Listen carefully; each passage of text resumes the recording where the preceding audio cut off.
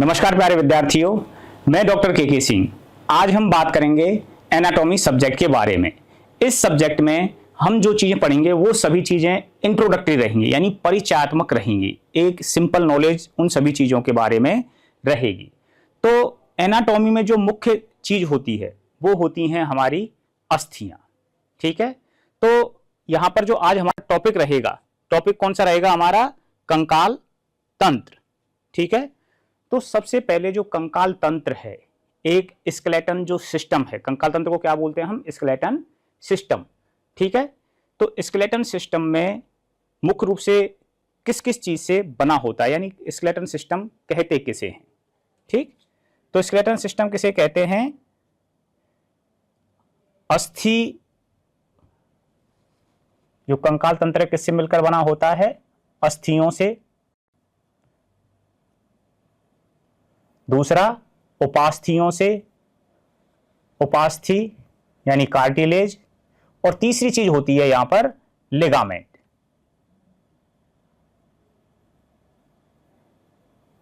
शरीर का कठोर ढांचा कैसा है? कठोर ढांचा है, जो किससे मिलकर के बना हुआ है? अस्थियों से मिलकर बना है, उपास्थि से मिलकर बना है और लिगामेंट से मिलकर के बना है। क्या कहलाता है? कंकाल तंत्र कहलाता है। ठीक है, तो तीन चीजें इसमें मुख्य रूप से शामिल होती हैं। कंकाल तंत्र किससे मिलकर बना होता है? अस्थियों से, उपास्थियों से और लिगामेंट से। ठीक, अब ये जो कंकाल तंत्र है इसका काम क्या है? कंकाल तंत्र जो है इसका जो मुख्य काम है वो है, क्योंकि कठोर आवरण है, कठोर ढांचा है, तो ढांचा के काम क्या है? शरीर को एक निश्चित आकार प्रदान करना, शरीर को एक निश्चित आकार प्रदान करना। तो हर जीव का, हर व्यक्ति का या किसी भी पशु का जो ढांचा है, आकार है, वो क्या रहता है? अलग अलग रहता है। और वो किसकी वजह से अलग होता है? केवल और केवल कंकाल तंत्र की वजह से। जो हड्डियां हैं उनका जो जुड़ने का जो तरीका है उसकी वजह से शरीर को क्या मिलता है? एक निश्चित स्ट्रक्चर यानी एक आकार मिलता है। दूसरा है, इसका दूसरा काम क्या है? निश्चित आकार हो गया। ठीक है, दूसरा है सहारा देना, यानी सपोर्ट देना। और सहारा किस चीज के लिए देगा? ये जो मांसपेशियां हैं, मांसपेशियों को जुड़ने के लिए क्या प्रदान करता है? ये स्थान प्रदान करता है, यानी सहारा प्रदान करता है। तो मांसपेशियां जो आकर के जुड़ेंगी, शरीर की जो मांसपेशियां हैं वो किससे आकर के जुड़ती हैं? कंकाल से। और कंकाल में क्या चीज है? हड्डियां। तो हड्डियों से आकर के ये जुड़ती हैं मांसपेशियां। ठीक है, तीसरा है कि हमारे शरीर के अंदर जितने भी विसरल ऑर्गन हैं, विसरल ऑर्गन्स का मतलब हो गया आंतरांग, जैसे हमारा हृदय हो गया, फेफड़े हो गए, इंटेस्टाइन हो गई, स्टोमक हो गया, तो जितने भी किडनी हो गई, ये सभी क्या हैं? विसरल ऑर्गन्स हैं, आंतरांग हैं। तो इन सभी आंतरांगों को जो सुरक्षा प्रदान करता है, आंतरांगों को सुरक्षा प्रदान करना, आंतरांगों को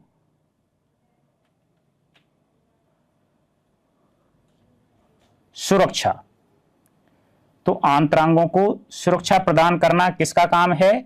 स्केलेटन का। तो स्केलेटन क्या करता है? आंतरांगों को सुरक्षा प्रदान करता है। इसके साथ साथ और क्या काम है इसके? शरीर को गतिशीलता प्रदान करना, कि जो हम चल फिर पाते हैं, किसकी वजह से चल पाते हैं? इस कंकाल की वजह से। तो शरीर जो मूवमेंट कर पाता है वो किसकी वजह से कर पाता है?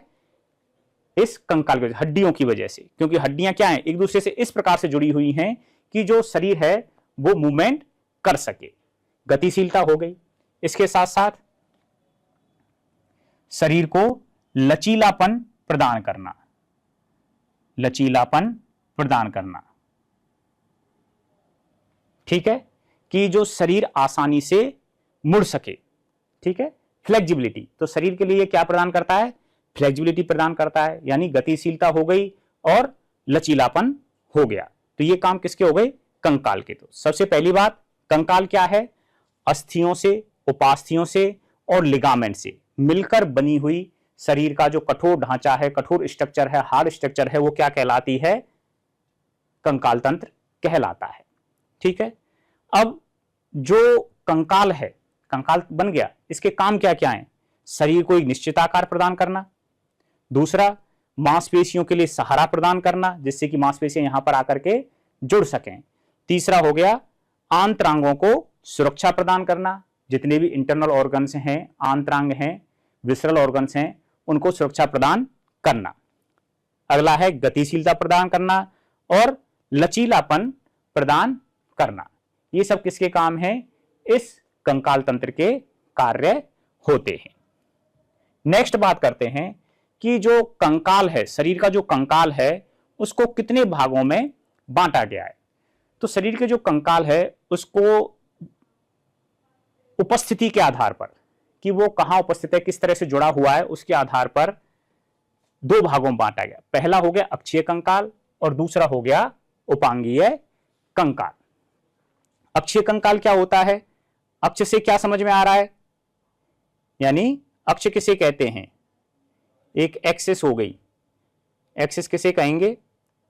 कि जो हमारा शरीर है एक सीधी लाइन, तो जो कंकाल हमारे शरीर से एक सीधी लाइन में जुड़ा हुआ है, कंकाल का मतलब हो गया अस्थि, उपास्थि और लिगामेंट्स, और मुख्य रूप से अस्थियां। तो ये शरीर से एक जो अस्थियां शरीर से एक सीधी लाइन में जुड़ी हुई हैं, वो क्या कहलाता है? अक्षीय कंकाल कहलाता है। तो शरीर की मुख्य अक्ष कौन सी है? ये वाली मीडियल प्लेन जो है। ठीक है, तो इससे कौन कौन सी चीजें जुड़ी हुई हैं? पहली चीज क्या आ गई? अपना सिर आ गया, यानी खोपड़ी आ गई। खोपड़ी को क्या बोलते हैं हम? स्कल कहते हैं। दूसरी चीज क्या हो गई? पीछे से खोपड़ी से निकलती हुई अस्थियों का एक जो दंड है उसको क्या बोलते हैं? वर्टिब्रा कॉलम, यानी कशेरुक दंड। दो चीजें हो गई। तीसरा आगे की तरफ स्टर्नम।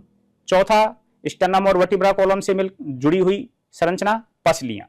तो जो चार चीजें हैं कौन कौन सी? खोपड़ी यानी स्कल,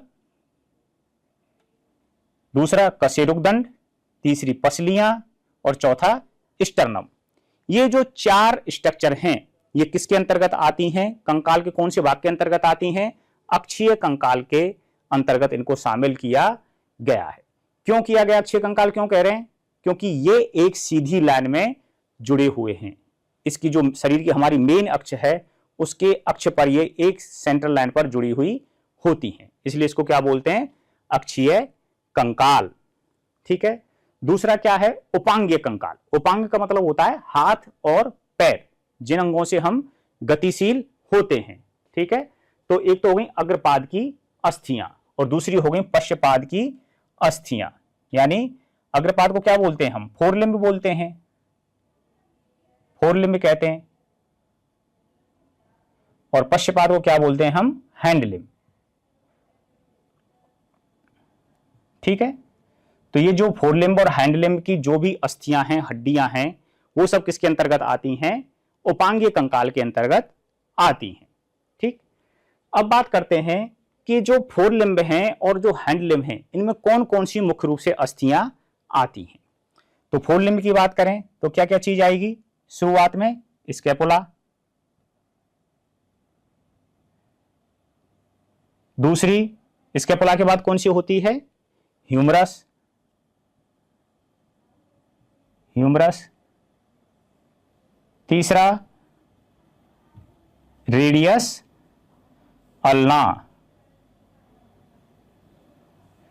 नेक्स्ट मेटा कार्पल्स, और फिर उसके बाद हो गए फैलेंजेज। इन्हीं को क्या कहते हैं हम? अंगुलास्थियां। अंगुलास्थियां। क्लियर यहां तक? तो अग्रपाद की जो अस्थियां हैं जिनको उपांगीय कंकाल के अंतर्गत शामिल किया गया है, कौन कौन सी हैं? Scapula, humerus, radius ulna, metacarpals और उसके बाद फैलेंजेज, अंगुलास्थियां। अब यहां पर एक चीज और होती है, मेटाकार्पल्स और फैलेंजेज के बीच में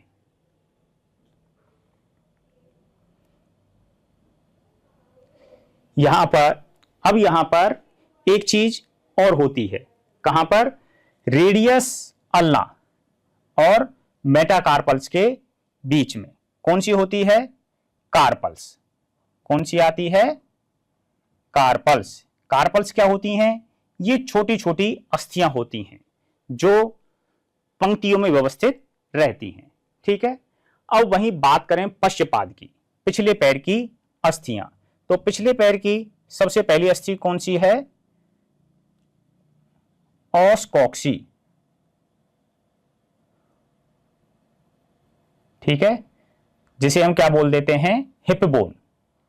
क्या कहते हैं, हिप बोन। अब ये जो हिप बोन है मुख्य रूप से 3 अस्थियों से मिलकर के बनी होती है। कौन कौन सी, इलियम, इस्चियम और तीसरी हो गई प्यूबिस। तो ये 3 अस्थियां मिलकर के क्या बनाती हैं, हिप बोन बनाती हैं, कूल्हे की हड्डी बनाती हैं, ओस कॉक्सी का निर्माण करती हैं।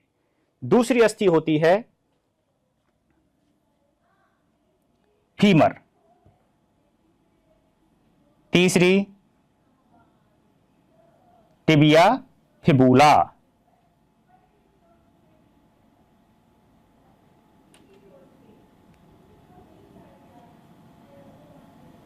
Tibia fibula.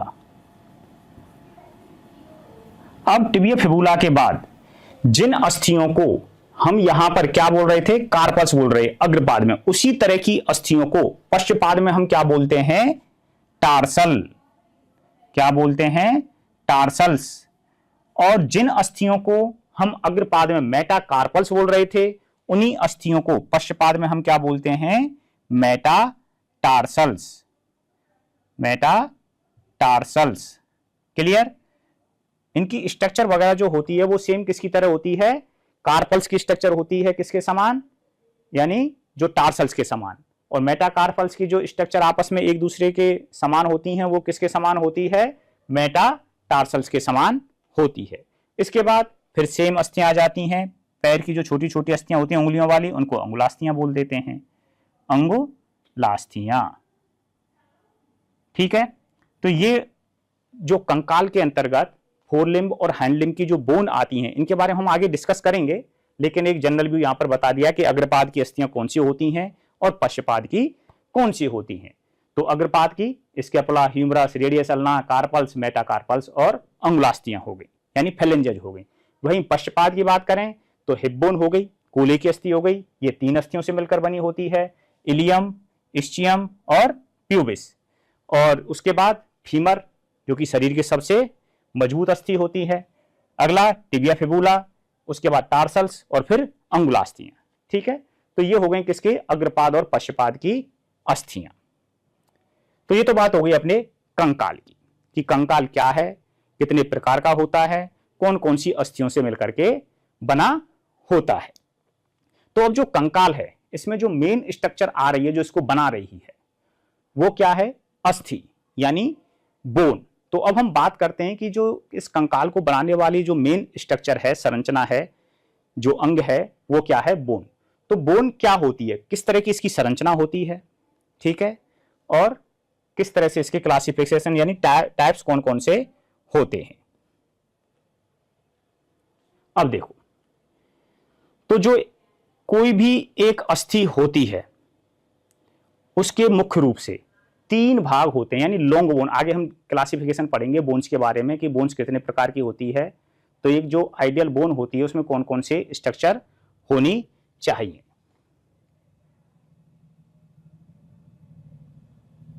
तो मैं कोशिश कर रहा हूं डायग्राम से समझाने की।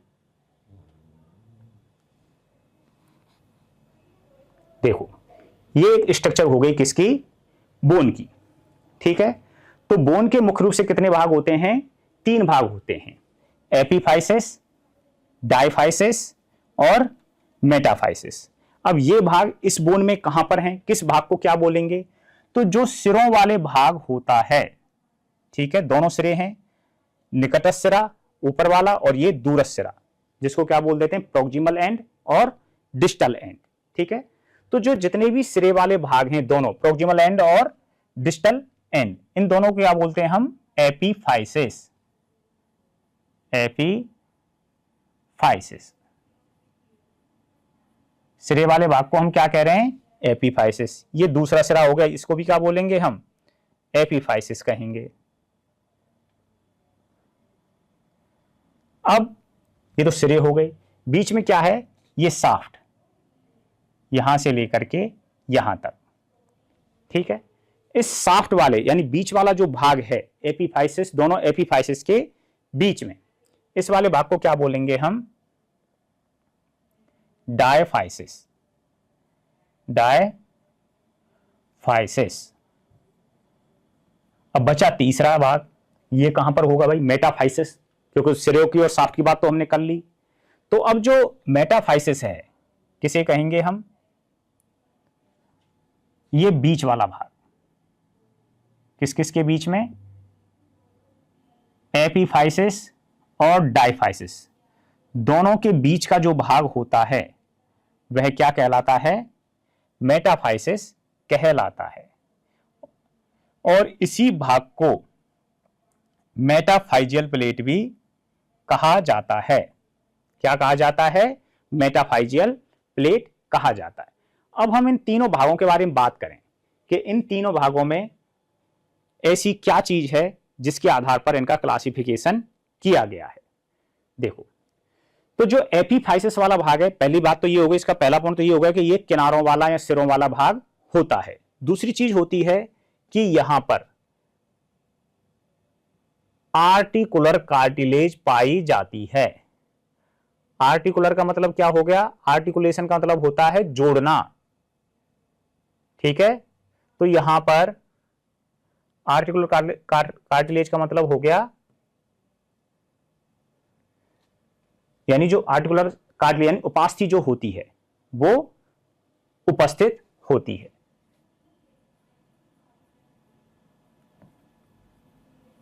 आर्टिकुलर कार्टिलेज, ठीक है, और इसी तरह से दूसरे सिरे पर रहेगी आर्टिकुलेशन, यानी जो जोड़ बनाने में काम आ रही है। तो पहली चीज तो ये हो गई कि सिरों पर आर्टिकुलर कार्टिलेज पाई जाती है, सिरों वाला भाग हो गया। ठीक है, आर्टिकुलर कार्टिलेज पाई जाती है, आर्टिकुलर कार्टिलेज उपस्थित। ठीक है, तीसरा है पेरिओस्टियम अनुपस्थित। पेरिओस्टियम कहते किसे हैं?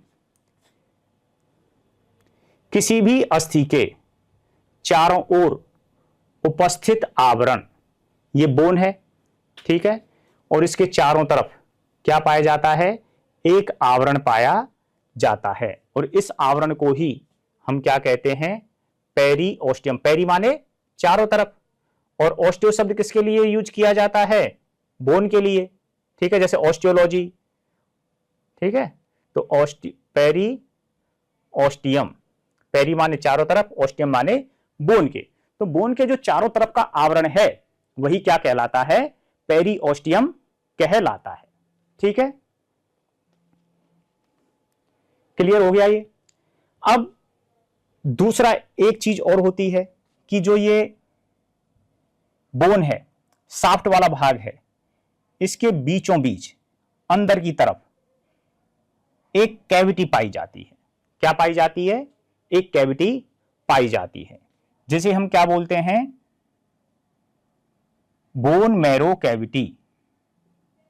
बोन मैरो कैविटी यानी अस्थि मज्जा गुहा। बोन माने अस्थि, ठीक है, और मैरो माने मज्जा, और कैविटी माने गुहा। अस्थि मज्जा गुहा।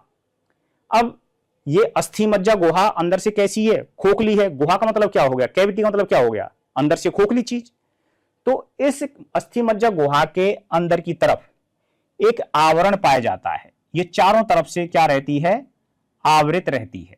जिस तरह से बाहर की तरफ एक आवरण पाया जाता है पेरिओस्टियम, इसी तरह से इस अस्थि मज्जा गुहा में अंदर की तरफ क्या पाया जाता है? एक आवरण पाया जाता है। और इस आवरण को हम क्या बोलते हैं? एंडोऑस्टियम। क्या बोल रहे हैं? एंडोऑस्टियम। एंडो माने अंदर, और ऑस्टियम का क्या अर्थ है? अस्थि। तो अस्थि के अंदर का आवरण क्या कहलाता है? एंडोऑस्टियम कहलाता है। तो दो चीजें हो गई यहां पर, एक तो अस्थि के चारों तरफ बाहर की तरफ का आवरण हो गया, जिसे हम क्या बोल रहे हैं? पेरिओस्टियम बोल रहे हैं। और एक हो गई अंदर की तरफ, बोन के अंदर क्या है? गुहा है, जिसके चारों तरफ क्या है? वो भी चारों तरफ से आवृत है, अंदर की तरफ से एक लेयर बनी हुई है। गुहा के अंदर ही अंदर चारों तरफ क्या बनी हुई है? एक लेयर बनी हुई है, और उस लेयर को हम क्या बोल रहे हैं? एंडोऑस्टियम बोल रहे हैं। और उस गुहा को क्या बोल रहे हैं? बोन मैरो कैविटी कह रहे हैं। अब जो ये बोन मैरो कैविटी है, ठीक है, अंदर एंडोऑस्टियम हो गई, इसके अंदर बोन मैरो कैविटी के अंदर ही एक पदार्थ भरा रहता है, जो कैसा रहता है? पल्पी। पल्पी यानी वो बह नहीं सकता, ना तो वो पूरी तरह से ठोस है, ना ही पूरी तरह से वो द्रव है, ठीक है। तो इस पल्पी टिश्यू को ही हम क्या बोलते हैं? बोन मैरो कहते हैं। बोन मैरो यानी अस्थि मज्जा कहते हैं, ठीक है। तो जो अंदर सॉफ्ट पल्पी टिश्यू भरा हुआ है अस्थि मज्जा गुहा के अंदर, उसी को हम क्या बोल रहे हैं? बोन मैरो कह रहे हैं, ठीक है। यहां तक की बात क्लियर। अब जो मेटाफाइसिस वाला भाग है, ये तो बात हो गई हमारी बाहर के आवरण हो गए, अंदर के आवरण हो गए, बोन मैरो कैविटी हो गई, एंडोऑस्टियम हो गई और बोन मैरो हो गया। बोन मैरो के बारे में बाद में बात करेंगे कि बोन मैरो के टाइप होते हैं, ठीक है। तो उससे पहले हम बात कर लेते हैं जो मेटाफाइसिस प्लेट बची है। तो जो ये मेटाफाइसिस प्लेट है, ये क्या होती है? ये क्यों बोल रहे हैं प्लेट? क्योंकि ये एक पतली प्लेट के रूप में अरेंज होती है बोन के अंदर। कहां अरेंज होती है? कौन कौन से भाग के बीच में? एपीफाइसिस और डायफाइसिस, दोनों भागों के बीच में ये स्थित होती है। अब इसमें क्या चीज होती है? तो जो मेटाफाइसिस है, यहां पर एक प्रकार की सेल होती हैं सक्रिय ऑस्टियोसाइट।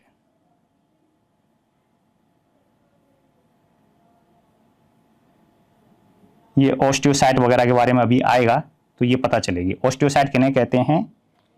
अस्थि का निर्माण करने वाली कोशिकाएं। ऑस्टियोसाइट किन्हें बोलते हैं?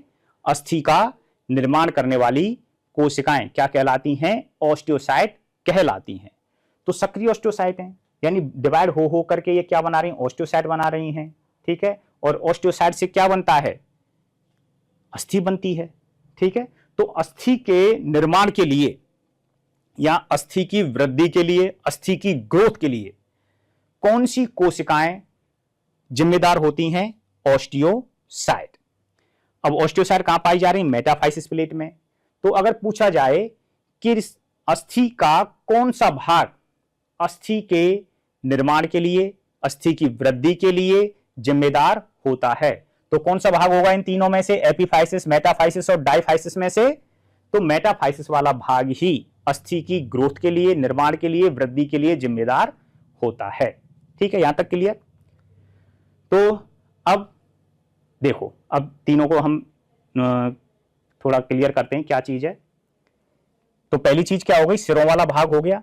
दूसरा स्पंजी बोन का बना होता है, ये अगला क्लासिफिकेशन, इसके बारे में बात करेंगे। पेरिओस्टियम अनुपस्थित होती है। सिरों पर क्या पाई जा रही है? यहां पर आर्टिकुलर कार्टिलेज पाई जा रही है, तो इसलिए यहां पर क्या है? पेरिओस्टियम अनुपस्थित होती है।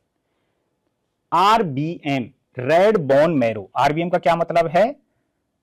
रेड बोन मैरो, ठीक है, ये हो गया। तो रेड बोन मैरो प्रेजेंट होती है। तो जो बोन मैरो है, ये कितने प्रकार की होती है? 2 प्रकार की, ठीक। कितने प्रकार की है? 2 प्रकार की। एक होती है रेड बोन मैरो और दूसरी होती है येलो बोन मैरो, यानी लाल अस्थि मज्जा और पीत अस्थि मज्जा। इन दोनों का काम क्या है? कहां पाए जाते हैं? पहली चीज तो यह है कि इसकी लोकेशन क्या है। तो रेड बोन मैरो तो पाई जाती है एपीफाइसिस वाले भाग में। और एपीफाइसिस वाला भाग कौन कौन से हैं? दोनों सिरों वाले जो भाग हैं वो क्या हैं? एपीफाइसिस वाले भाग हैं। तो दोनों सिरों पर क्या पाई जाती है? रेड बोन मैरो प्रेजेंट होती है। जबकि बीच वाले भाग में, और बीच वाला भाग कौन सा है? डायफाइसिस। तो डायफाइसिस वाले भाग में पीत अस्थि मज्जा पाई जाती है। तो जो रेड बोन मैरो है वो किसका निर्माण करती है? रक्त का निर्माण करती है। और रक्त का निर्माण करने वाले अंगों को क्या कहा जाता है? Haemopoietic organ. तो इस तरह से जो एपीफाइसिस वाला भाग है वो क्या हुआ? हीमोपोइटिक, यानी जो आरबीसी हैं या रक्त का निर्माण करने वाला भाग हुआ। क्लियर? तो अब दोनों चीजें कंप्लीट हो गई। और मेटाफाइसिस वाला क्या है? एपीफाइसिस और डायफाइसिस के बीच का वाला जो प्लेटनुमा भाग है वही क्या कहलाता है? डायफाइजियल प्लेट या मेटाफाइसिस कहलाता है। और यहीं पर क्या पाई जाती हैं? सक्रिय ऑस्टियोब्लास्ट कोशिकाएं पाई जाती हैं। तो जो सक्रिय ऑस्टियोसाइट हैं ये किससे बनती हैं? सक्रिय ऑस्टियोब्लास्ट से।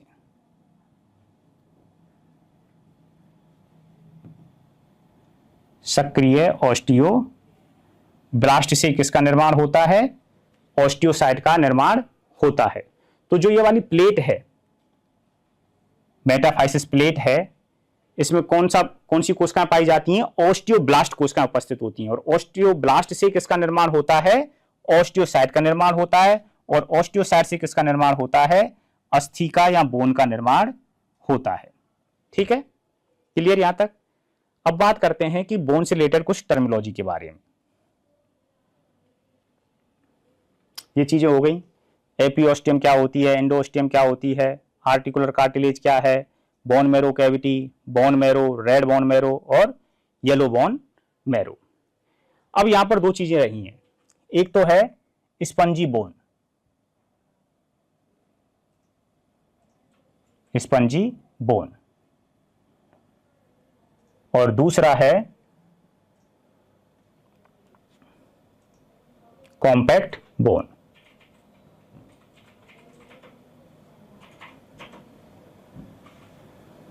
ठीक है,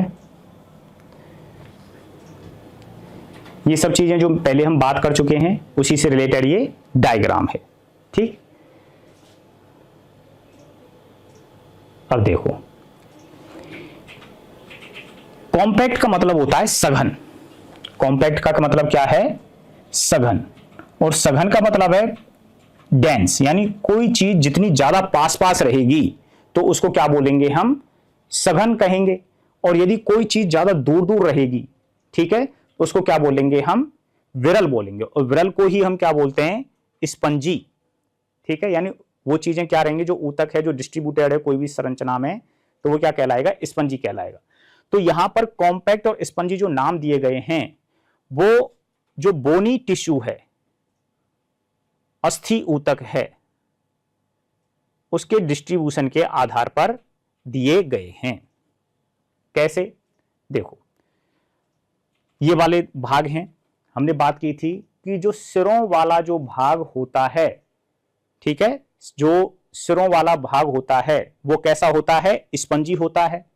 जबकि बीच साफ्ट वाला यानी डायफाइसिस वाला भाग जो होता है वो कैसा होता है? कॉम्पैक्ट बोन का बना हुआ होता है। तो इन दोनों में अंतर क्या रहेगा कि जो बोनी टिश्यू है वो यदि बिल्कुल पास पास रहेगा, जो ऊतक है उनके बीच में कोई भी स्पेस नहीं रहेगा, बिल्कुल पास पास रहेगा, तो वो क्या कहलाएगा? इनके बीच में किसी भी तरह का अवकाश नहीं है। किसी भी जो डायफाइसिस वाला भाग है हमने उसकी काट काटी तो हमने देखा कि जो बोनी टिश्यू है, अस्थि ऊतक है, वो बिल्कुल पास पास स्थित है, उसके बीच में स्पेस बिल्कुल ना के बराबर है। तो ये वाला भाग क्या कहलाएगा? स्पंजी बोन कहलाएगा। जबकि जो किनारों वाला भाग है वहां पर जो बोनी भाग है वो क्या है? थोड़ा सा दूर दूर रहता है, बीच में क्या रह जाता है? अवकाश रह जाता है, स्पेस रह जाता है। तो उसी भाग को हम क्या बोलते हैं? स्पंजी बोन कहते हैं। देखो, इस डायग्राम में दिखाई दे रहा है कि जो स्पंजी बोन है, जो ये मटेरियल है व्हाइट व्हाइट, इसको मान लो आप बोनी टिश्यू, तो ये दूर दूर वितरित है, इसमें अलग अलग थोड़ी दूरी पर क्या है, डिस्ट्रीब्यूटेड है। तो बीच में क्या है, स्पेस है, तो इसलिए इसको क्या बोल देंगे हम, स्पंजी बोन। जबकि यहां पर जो टिश्यू है बिल्कुल पास पास स्थित है, तो इसको क्या बोलेंगे हम, कॉम्पैक्ट, यानी ज्यादा पास पास है, सघन है, तो इसी को क्या बोलेंगे हम, कॉम्पैक्ट बोन कहेंगे। ठीक है, तो इतना सा अंतर है स्पंजी बोन और कॉम्पैक्ट बोन के अंदर।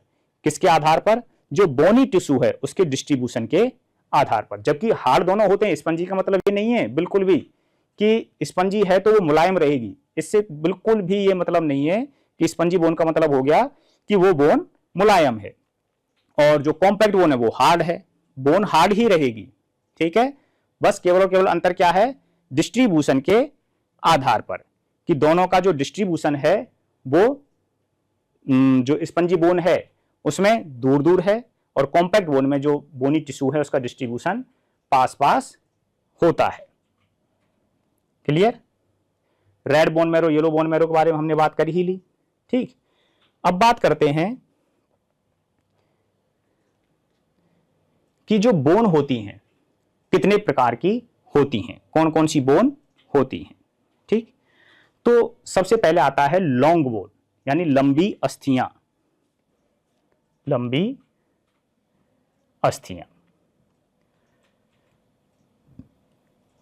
ये क्या होती हैं, तो ऐसी अस्थियां जिनमें 3 भाग उपस्थित होते हैं, जिनके बारे में हमने बात की, एपीफाइसिस, मेटाफाइसिस और डायफाइसिस। उन अस्थियों को हम क्या बोलते हैं, लॉन्ग बोन कहते हैं। इसके एग्जाम्पल की बात करें तो इसमें क्या आ जाएगा, ह्यूमरस, रेडियस अल्ना,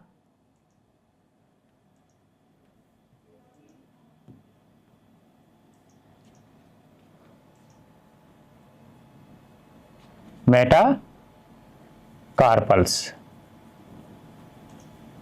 ठीक है, इसी के साथ साथ यहां पर फीमर, टिबिया फिबुला,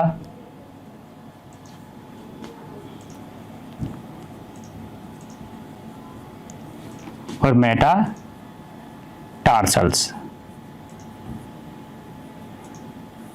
ठीक है, तो ये किसके एग्जाम्पल हो गए, लंबी अस्थियों के एग्जाम्पल होते हैं।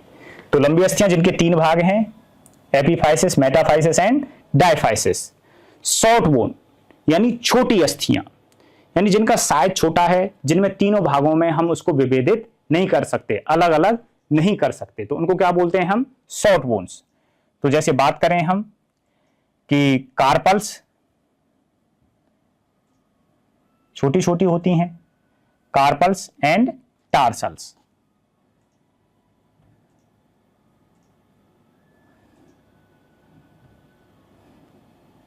कार्पल्स एंड टार्सल्स ये किसके एग्जाम्पल हैं, शॉर्ट बोन्स के एग्जाम्पल होते हैं।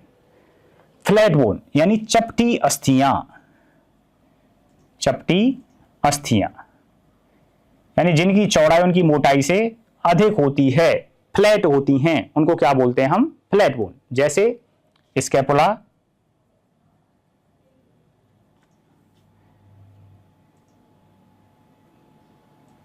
रिब्स यानी पसलियां, पसलियां, और स्कल बोन खोपड़ी की अस्थियां। खोपड़ी की अस्थियां भी क्या होती हैं, चपटी होती हैं।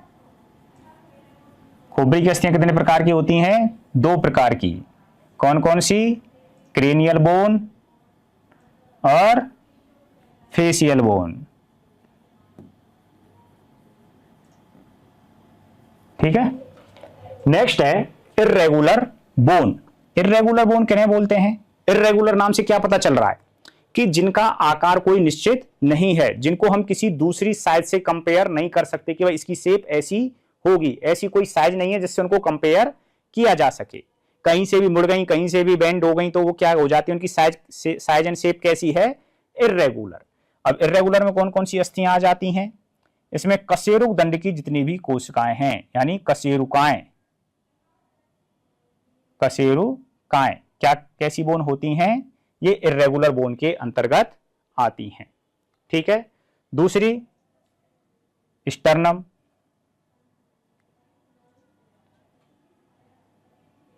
मेन रूप से जो कशेरुकाएं हैं वही किसके अंतर्गत आती हैं?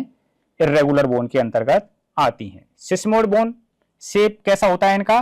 बीज के समान, बीज के समान होता है। और यहीं पर पूछे कि सबसे बड़ी सिस्मोइड बोन कौन सी होती है, तो कौन सी रहेगी? पटेला। तो पटेला क्या है? सबसे बड़ी सिस्मोइड अस्थि, सबसे बड़ी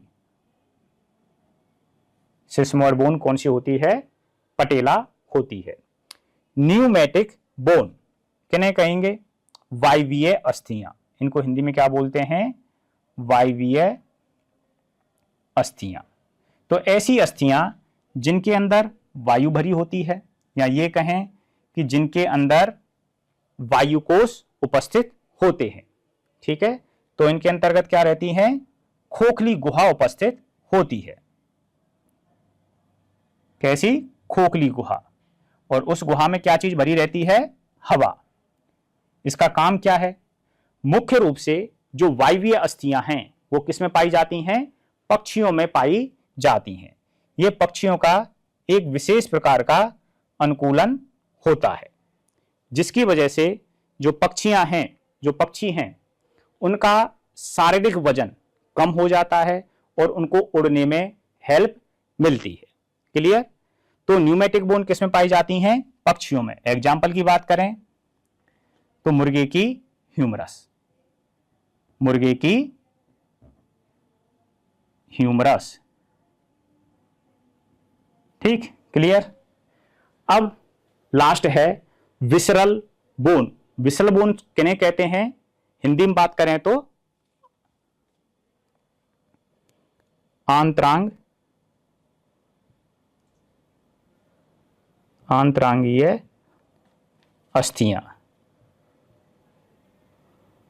यानी ऐसी अस्थियां जो किन में पाई जाती हैं? आंतरांगों में पाई जाती हैं, अंगों के अंदर पाई जाती हैं। क्या कहलाती हैं? विसरल बोन कहलाती हैं। जैसे कौन कौन सी रहेंगी?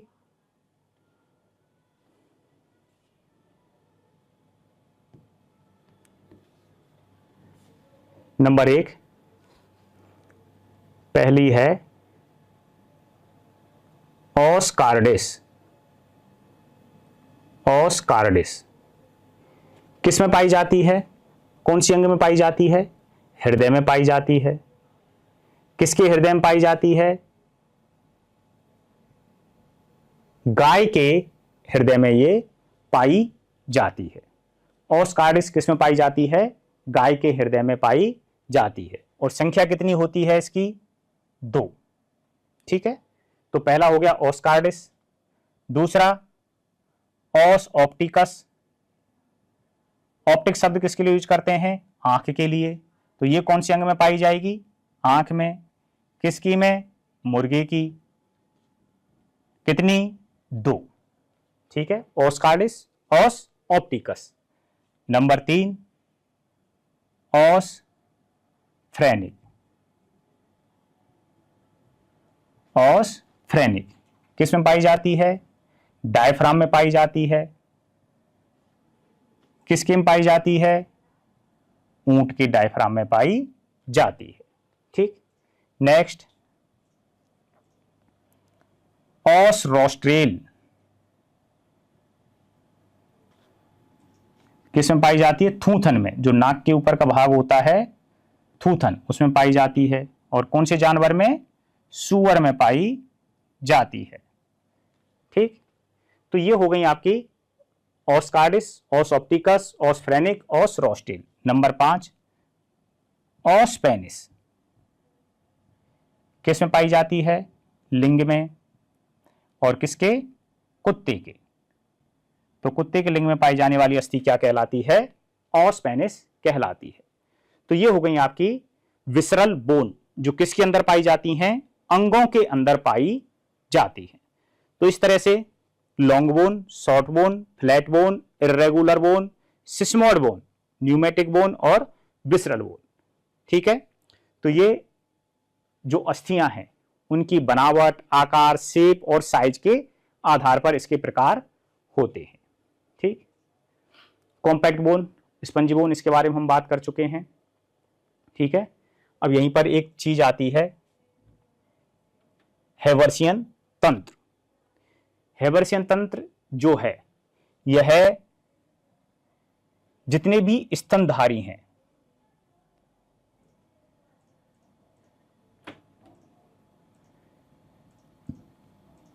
जितने भी स्तनधारी हैं, स्तनधारियों की अस्थियों का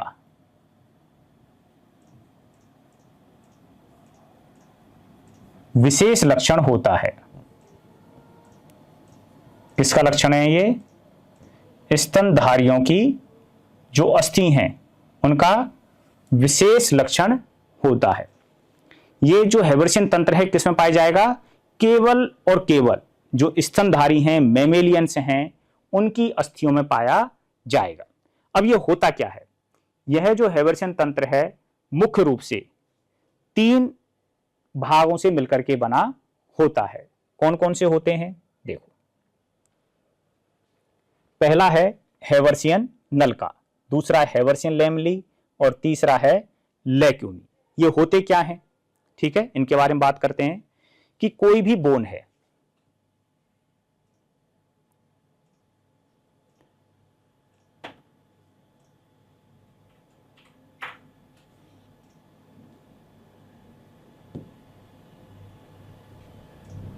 ठीक है, इसमें कुछ नलिकाएं पाई जाती हैं अस्थि की लंबाई के समानांतर। तो जो नलिकाएं अस्थि की लंबाई के समानांतर पाई जाती हैं उनको बोलते हैं हैवर्सियन नलिका। क्या कहेंगे? हैवर्सियन नलिका। अब इसकी एक काट हमने काटी,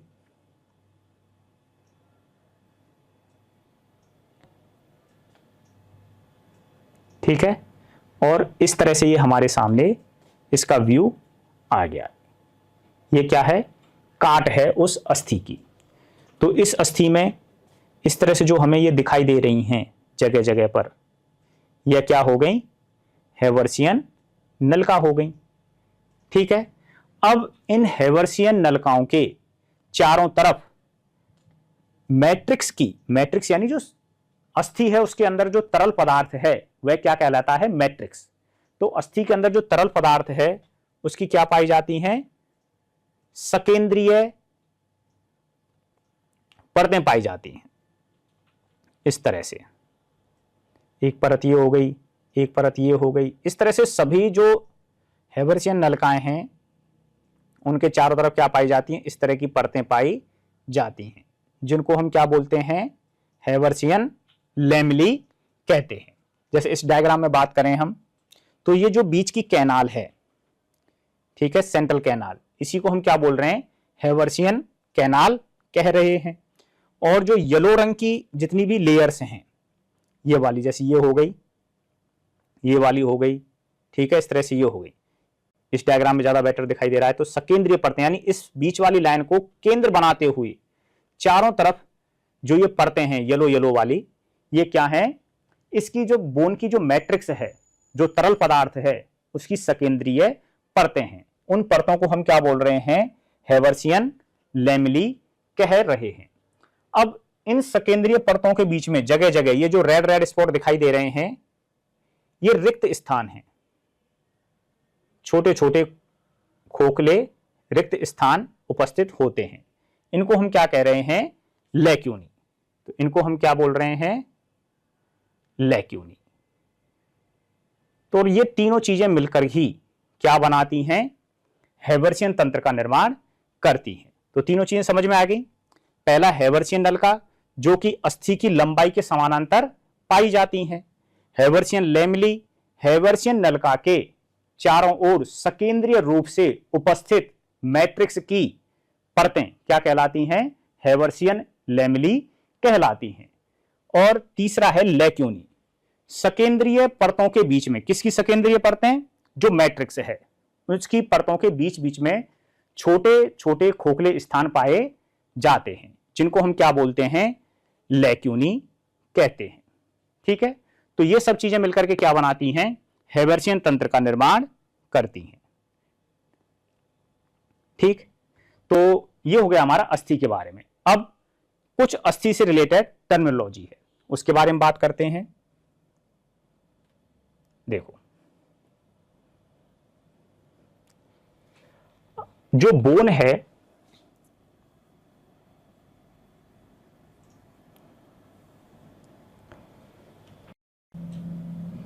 बात आती है यहां पर, पहली लाइन आती है शरीर का सबसे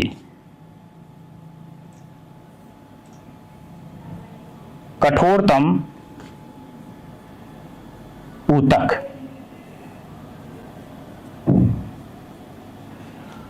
शरीर का सबसे कठोरतम ऊतक क्या है? अस्थि यानी बोन। तो कठोरतम ऊतक तो क्या हो गया? शरीर का अस्थि या बोन हो गई। लेकिन वहीं शरीर का सबसे कठोरतम पदार्थ की बात करें, किसकी? कठोरतम पदार्थ की।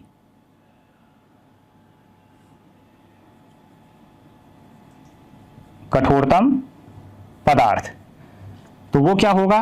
इनेमल। तो दो चीजें हैं यहां पर, यदि कठोरतम ऊतक की बात की जाए तो अस्थि है, और कठोरतम पदार्थ की बात की जाए तो इनेमल। इनेमल क्या होता है? दांत के जो सबसे बाह्य आवरण है, ठीक है, क्या कहलाता है? इनेमल कहलाता है। तो ये क्या है? सबसे कठोरतम पदार्थ होता है। अब वहीं शरीर का सबसे कोमलतम ऊतक की बात करें तो कोमलतम ऊतक क्या होता है? रक्त। ठीक है, तो रक्त क्या है? सबसे कोमलतम ऊतक है।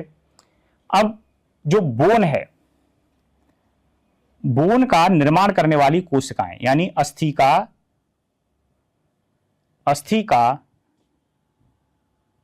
निर्माण करने वाली कोशिकाएं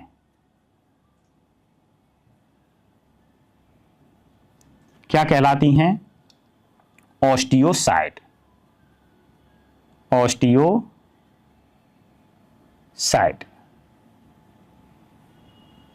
तो अस्थि जो है, बोन है, उसका निर्माण करने वाली कोशिकाएं कौन सी हैं? ऑस्टियोसाइट। और अस्थि को नष्ट करने वाली कोशिकाएं, अस्थि को नष्ट करने वाली कोशिकाएं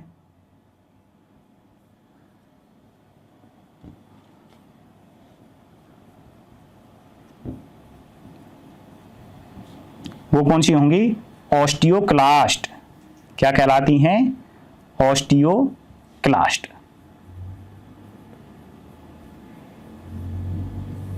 तो ऑस्टियोसाइट क्या है? अस्थि का निर्माण करने वाली कोशिकाएं हैं, और ऑस्टियोक्लास्ट क्या है? अस्थि को नष्ट करने वाली कोशिकाएं हैं। और यहीं पर एक टर्म आती है कि जो ये ऑस्टियोसाइट हैं, इनका निर्माण करने वाली कोशिकाएं क्या कहलाती हैं? ऑस्टियोसाइट का निर्माण करने वाली कोशिकाएं क्या कहलाती हैं? तो वो कहलाती हैं ऑस्टियोब्लास्ट। क्या कहलाती हैं? ऑस्टियोब्लास्ट। ऑस्टियोब्लास्ट।